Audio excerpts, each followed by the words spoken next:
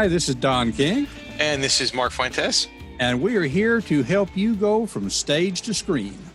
Or in my case, not to screen because you can't see me. I'm hiding today. And why is that, Mark? Actually, I'm running into all kinds of tech issues. It's been a long week. And of course, towards the end, my computer decides to stop working correctly. Don't know what the issue is, but I'm sure I'll figure it out, or I'll set the thing on fire and throw it out the window and get a new computer. Well, and that's what a lot of our listeners here wrestle with, that same kind of frustration. We've got guests on with us this week, and maybe they can talk about some of those frustrations. We have Becky Milam, who is Director of New Student Orientation and has recently learned that she will be having a new title, which I can't remember, but you can tell us what that is in just a second, Becky. And then Sarah Lethco, who is, I think of you as being Becky's right-hand person, but you've got a title as well. The reason they're guests on here with us today is because we worked together for an in-service session on effective virtual presentations, and we're going to be trying to deal with some of the questions that came out of that. But before we move to that, Becky, what's your new title? That's a good question. It has something to do with student transitions and perseverance. And this will indeed be a challenge because I will have to learn to spell perseverance. Very good. And I think that it makes a nice acronym, student transitions and persistence, STAP. Yeah. Yeah. Okay. But it's about what can you do to line things up during the life cycle for the students.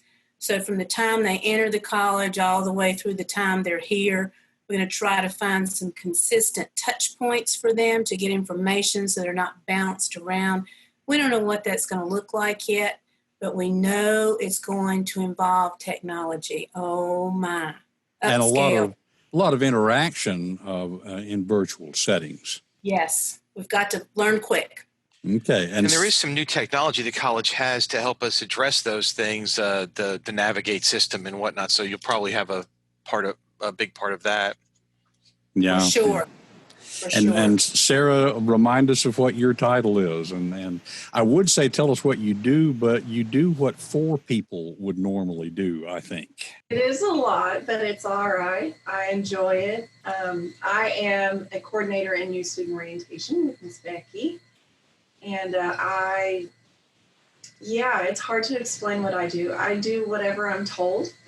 and whatever else is encompassed in getting those things done. So I help new students get into their orientation courses, and this time it's Bright Space courses. So I place them in there and then send them off to ETS, who actually manipulates them into the course. So there's a lot of hands-on problem solving. Yes, and absolutely. Lots of Excel spreadsheets. Sarah and I have a lot in common. We both do what we're told. So these folks, we all worked together on that in-service presentation on From Stage to Screen, which kind of started this whole thing. We saw the response, we saw questions that came in, and today we wanted to just kind of turn to some of those questions. One that's a fairly easy one for us to address is, can the whiteboard be saved? And the quick answer is yes. Yes, it can. But I'm wondering, Becky, Sarah, and Mark, if you've used the whiteboard in class have you actually tried saving anything with it? We didn't really do a whole lot with the whiteboard with New Student Orientation. I had tried to use the whiteboard feature in Teams, and I never could get it to work correctly. So most of the time during my virtual class meetings, I share my screen and I use Excel, or I use an open notepad, and I use the Apple Pencil to write, or the Microsoft Surface Pen to write on that, and that I can save. So I don't have I don't have any experience with the whiteboard in Zoom. Maybe you guys have some. I gave it a try, you all, but the reason that I didn't continue had to do with me not being a good multitasker. I realize now it would have worked better if I had somebody else managing the whiteboard and trying to save it rather than me trying to talk and do what I'm doing and trying to save it. So I was not successful. I think it would work. Just as a for instance with the whiteboard, for example, if we were to pull up a slide from a PowerPoint, let's just pull up one from yesterday's class that we did through a PACE at Pellissippi State. But if I choose the draw and I want to emphasize one of the participants, for example, then, I can draw a little circle around them like that. Or I can put arrows or whatever. And on this tool, there is a save button. And I can save it as a PNG. I can save it as a PDF. So it saves very easily, but you have to know where the button is. And Mark, you were saying you had trouble even figuring out where it was or how to make it work. We just had Yeah, well, in Teams anyway, there's a whiteboard there that you can share. When you click share your screen, there's a whiteboard option. I haven't had any success in getting it to function correctly. I don't know if it's me because I don't know how to use it, or if it's because it's an add-on feature that you have to get through Microsoft. I'm not sure why that is.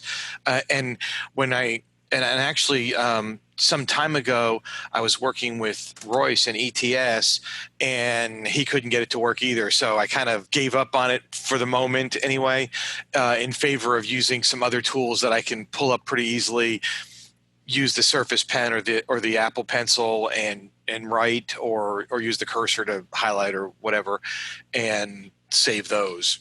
Okay. Well, we just saw in Zoom, we were just seeing where you could use the whiteboard tools on a PowerPoint presentation in Zoom, but then there is just strictly a whiteboard, and it's just a matter of choosing that option when you are hitting the share screen button.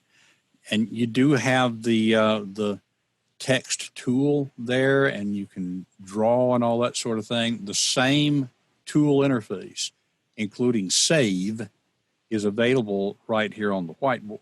So this is one of the things where it may work more easily than it does in Teams.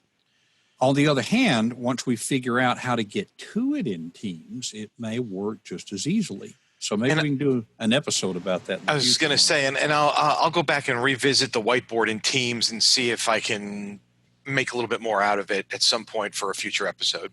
Okay. Now, because we don't have a lot of time on our episode today, let's look at some of the other questions. I know a big one that has come up is the whole Teams versus Zoom thing. And let's let our listeners know that we already have an episode ready to go where we spend the whole episode on Zoom versus Teams. So we're going to dig into that more deeply. But while we have our guests on here today, I wanted to just talk with you guys about what you have found to be relative strengths and weaknesses. For context, again, just a reminder, these folks have done tremendous work this year in taking new student orientation from a face-to-face model to a virtual model. And it has been a real pleasure watching that happen. I know it's been stressful, but it's also been, I think, satisfying. Okay. And so they have a lot of practical experience with both of these tools. So for either one of you, what are you thinking about Zoom versus Teams versus Zoom? We have really, really enjoyed the breakout rooms in Zoom. That is something that's not available in Teams, I think. Not to my knowledge. Okay. So what has been so useful about the breakout rooms? What impact have you seen that make?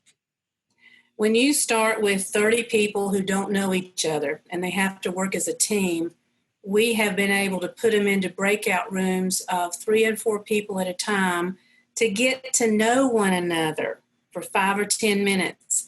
And when I say get to know one another, they shared pets, talked about their lives and so forth. But in a class setting, you could accomplish something just like you would in a classroom when you break them into a small group.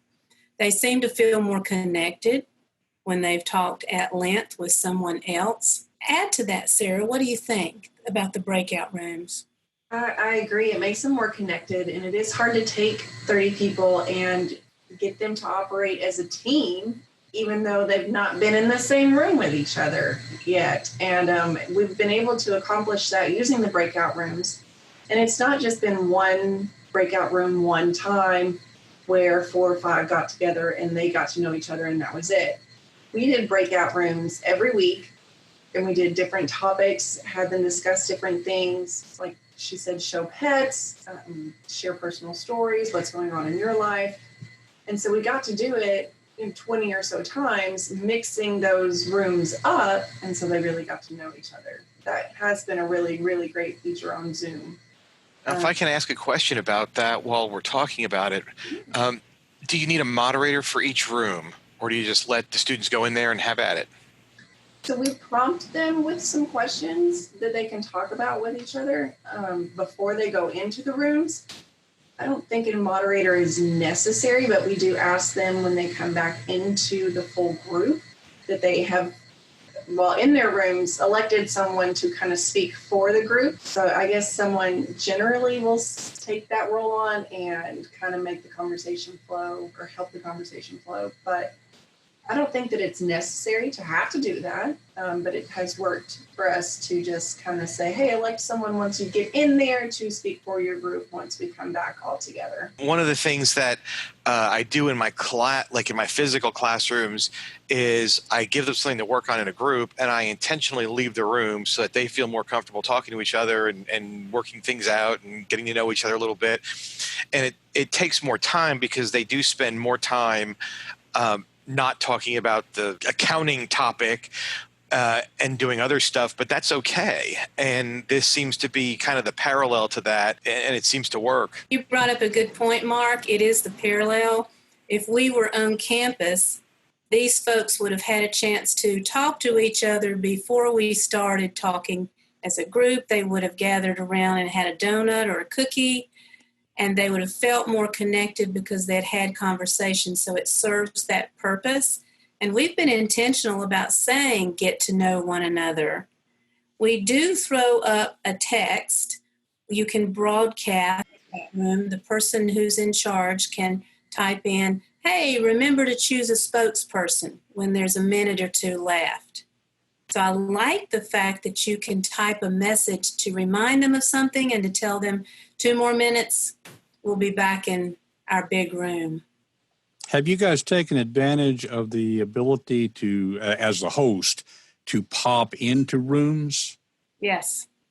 So does that, and again, Mark, in a physical classroom, you leave the room so that they are freer to talk. But then there's also the possibility in a face-to-face classroom, you put them in the groups, you hang back at the front of the room, but every once in a while you make that tour, where you just go around the room and they're aware of the teacher hanging over their shoulder. Yeah, and it's different context depending on what you want them to do and what the assignment is and that kind of thing. So sometimes I hover more than other times. Sometimes I leave the room completely. Sometimes I take a look at what they're doing and say, look at this again or look at that or those kinds of things. So there's and it's good that in the breakout rooms you have the ability to do any of those things just like you would if you were physically there. And so you've got the ability virtually to go from room to room. I've been doing that in my classes this week, setting them into breakout rooms, and then I turn off my camera, turn off my microphone, and go into the room. Of course, they see when I come in there. So it's not that I'm hiding, but they also are aware that the teacher could pop in there at just any moment. So I think that has an effect as well. I'm also interested in the fact, and maybe we could do a whole episode. Well, we will do a whole episode on breakout rooms. So I don't want to keep tied up on this one question, but I noted that you guys were not only intentional, but explicit of show your pets, and that doesn't have anything directly to do with new student orientation, but it does have to do with connecting them with each other.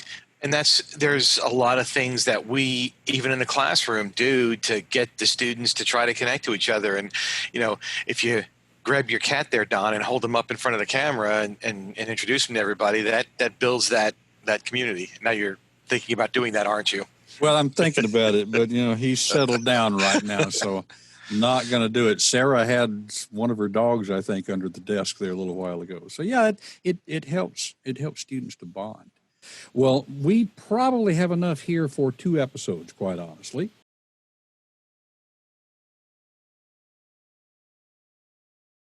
For our guests, thank you for being here with us this week. Do you have closing thoughts?